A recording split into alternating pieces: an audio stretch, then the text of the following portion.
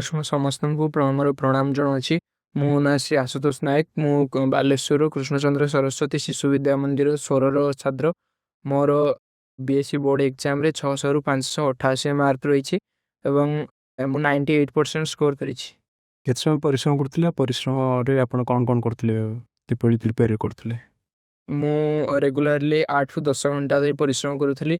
मु प्रतिदिन तो मोर जो शॉर्ट नोट करथिले ताकू मु डेली रिवीजन करूथली एवं रिवीजन करिवा परे मु जत्ते संभव सेते एमसीक्यू मध्ये सॉल्व करूथली जोथरी कि मते पीडब्ल्यू ओडिसा अनेक हेल्प करितला एवं मोर जो जहा डाउट आस्तला मु सेगुडी को मध्ये जथा संभव क्लियर करिवा को मु चेष्टा करूथली एवं मोर ए सफलता पछरे मोर बापा मां गुरुची गुरुमा तथा मोर जो मोर टीचर माने मते जते हेल्प दे छंती ता छडा पीडब्ल्यू ओडिसा रे मु डाउट क्लियरिंग पाइन जते सपोर्ट पाइछि ता मते बहुत एग्जाम रे हेल्प करथे।